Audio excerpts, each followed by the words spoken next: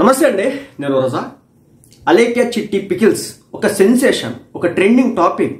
మామూలుగా బేసిక్గా ఏదైనా టాపిక్ వచ్చి అలా వెళ్ళిపోతుంది, కానీ ఇదేంటో మరి రోజు సోషల్ మీడియాలో మోగుతూనే ఉంటుంది. మరి వీళ్ళు క్రియేట్ చేసేటువంటి సెన్సేషన్ అలాంటిది. మామూలు వాయిస్ కాల్స్ అవి ఒకటి తర్వాత ఒకటి 2-3 రిలీజ్ అయినాయి, మొత్తం మోగిచ్చేసినారు సోషల్ మీడియాలో. ఇప్పుడు కథ ఏంటంటే బ్రాండ్ నేమ్ మారిందంట. ఇది అలేఖ్య చిట్టి పికిల్స్ కాస్త రమ్య మోక్ష పికిల్స్గా మారిందంట. బ్రాండ్ నేమ్ మార్చిన అన్నమాట.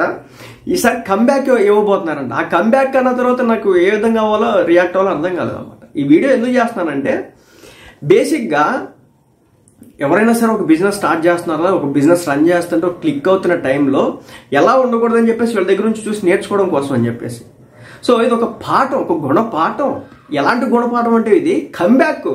ఆ కంబ్యాక్ అని ఏదో ఫేడ్ అవుట్ అయిపోయిన ఒక టాప్ యాక్టర్ కొట్టి బ్యాక్ వచ్చి 100 కోట్ల ఏదో బిజినెస్ చేసి రికార్డులు, సెన్సేషనల్ బాక్స్ ఆఫీసు మొగుళ్ళ తయారయ్యి రికార్డులు, సెన్సేషన్ క్రియేట్ చేస్తే కనుక కంబ్యాక్ ఇస్తారు చూడండి. ఆ కంబ్యాక్ అనుకుంటున్నావా?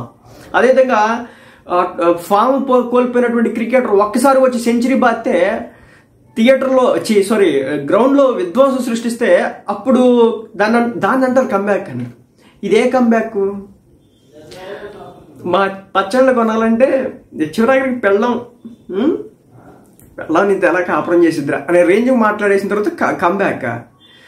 వింత ఏంటంటే ప్రపంచం అంతా ఒకవైపు ఉంటే మన నా అన్వేష్ ఎవరైతే ఉన్నారో ఆయన ఇవాళ పక్కన నిలబడ్డాడు. సరే నిలబడాలి కానండి.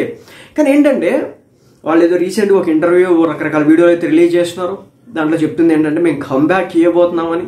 అదేవిధంగా ఒక మరోసారి మేము ఈ బ్రాండ్ని 11 నెలల పాటు కష్టపడి సామ్రాజ్యాన్ని స్థాపించడం, ఇది కుప్ప కూలిపోయిందని చెప్పేసి వీళ్ళు మాట్లాడడం జరుగుతుంది. అది కుప్ప కూల్చుకున్నారు, మీరే కుప్ప కూలలేదు, కూల్చుకున్నారు. ఇక్కడ ఇంకో విషయం ఏంటంటే, బేసిక్గా సమాజంలో మనిషి అనేవాడు, మరి ముఖ్యంగా మగవాడు, కొన్ని విషయాల్లో ఏంటంటే బలహీనంగా ఉంటాడు అన్నమాట. ఆ బలహీనంలో ఒక బలహీనత ఏంటంటే అంగాంగ ప్రదర్శనలు. వీళ్ళ వీడియోలు, వీళ్ళ బిజినెస్ గురించి నేను కొంచెం పక్కన పెడితే వీళ్ళ వీడియోలు అన్నమాట. అదేంటి వీడియోల గురించి మాట్లాడంటే, నాకు తెలుసు ఒక హిందూ మతాన్ని ప్రాక్టీస్ చేసేటటువంటి ఒక అమ్మాయి ఉంటుంది. ఆమె శ్లోకాలు చదువుతూ ఉంటుంది, పాటలు ఒకటి పాడుతూ ఉంటుంది. సో తను చీర కట్టుకోవడము, లేదంటే ఒక ట్రెడిషనల్ డ్రెస్ వేసుకోవడము వేసుకొని సోషల్ మీడియాలో వీడియోలు మిలియన్స్ కొద్ది వెళ్తాయి అనమాట వ్యూస్. నేషనల్ ఇండియా వైడ్ చూస్తాం అనమాట. సో అమ్మాయి సాంస్క్రిట్లో ఆ వీడియోస్ వస్తూ ఉంటే ఇన్స్టాగ్రామ్లో కూడా ఉంటాయి.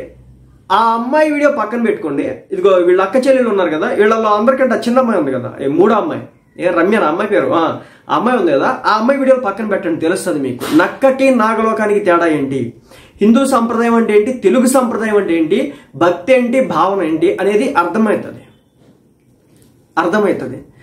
మీరు అడగొచ్చు, ఏంటి వాళ్ళ బట్టల గురించి మీరు మాట్లాడుతున్నారు. బట్టల గురించి కాదు ఇక్కడ మాట్లాడేది. విషయం ఏంటంటే ఎక్స్పోజింగ్. అది వీళ్ళు బిజినెస్ కోసం వాడినారు, అది క్లిక్ అయింది నిజంగానే. మా బ్యాచ్ ఉంటుంది కదా, ఎంత కదా చెప్పినా కదా, ప్రతి ఒక్కరూ కూడా మగవాళ్ళల్లో మెజారిటీ 90% అంటా నేను, తప్పనిసరిగా బలహీనత ఉంటుంది. కానీ ఆ బలహీనతను క్యాష్ చేయాలని చూసినారు. ఓకే, చేసుకున్నారులే. కానీ చెప్తున్నా అదే అంగాంగ ప్రదర్శనలు, వాళ్ళ బట్టలు చూడండి. అదేవిధంగా ఇంకో మాట కూడా చెప్పాలి ఈ సందర్భంగా. ఒక అమ్మాయి చుడిదార్ వేసుకొని, చున్నీ వేసుకొని రోడ్డు మీద వెళ్తున్నా, లేదంటే ఒక శారీ కట్టుకుని వెళ్తున్నా, ఒక ట్రెడిషనల్ వేర్లో వెళ్తుంటే వాళ్ళని చూసే ప్రతి ఒక్క అబ్బాయి, ఒక మనిషి, ఒక మగవాడు యొక్క శైలి ఎలా ఉంటుందంటే ఒక రెస్పెక్ట్ఫుల్ వేలో ఉంటారు. నేను తీటగాళ్ళు లేరని చెప్పను. 100 మందిలో ఒక 2-3 తీటగాళ్ళు ఉంటారు. చూసేటటువంటి వంకర చూపు ఉంటుంది, నేను కాదన్నాను. కానీ వీళ్ళ వీడియోల్లో 95% వంకరగానే చూస్తారు. మహా అయితే ఒక 5 మహానుభావులు ఉంటారు. ఎందుకులే తీట చూపులు మనకని చెప్పేసి. అర్థమైందా? అది వీళ్ళ బిజినెస్. అందుకు వీళ్ళు ఇంతలా ట్రోల్ అవుతున్నారు. అందుకు వీళ్ళని ఇంతలా టార్గెట్ చేస్తున్నారు జనం. వీళ్ళు ఏదో అంటున్నారు, మా కోసం చాలా మంది మా బిజినెస్ బాగా వర్కౌట్ అయింది, అద్భుతమైందని చెప్తున్నా కదా. ఏదైతే ఈ నడమంత్రపు వ్యవహారాలు నడుస్తూ ఉంటాయో, ఒక స్ట్రెంగ్త్, ఒక స్ట్రాంగ్ బేస్ని ఏర్పాటు చేసుకోవడం విషయంలో ఒక జెన్యూనిటీ అనేది లేకపోతే కనుక అది ఎంత ఫాస్ట్గా ఇదో అంత త్వరగా కుప్పకూలిదని చెప్పడానికి ప్రత్యక్ష ఉదాహరణ ఈ అలేఖ్య చిట్టి పికిల్స్కి సంబంధించినటువంటి వ్యవహారం. వీళ్ళిద్దరు అక్కల్ని పక్కన పెడితే ఈ ఆఖరి అమ్మాయి అనుకుంటా ఈ అమ్మాయి చేసేటటువంటి ప్రదర్శనలో ఇన్స్టాగ్రామ్లో వీడియోస్ ఉంటాయి చూడండి, చాలా అద్భుతంగా ఉంటాయి. కామెంట్స్ కూడా చాలా అద్భుతంగా ఉంటాయి. నెక్స్ట్ లెవెల్ అనమాట ఆ కామెంట్స్, చాలా నీట్గా చాలా నెక్స్ట్ లెవెల్లో ఉంటాయి.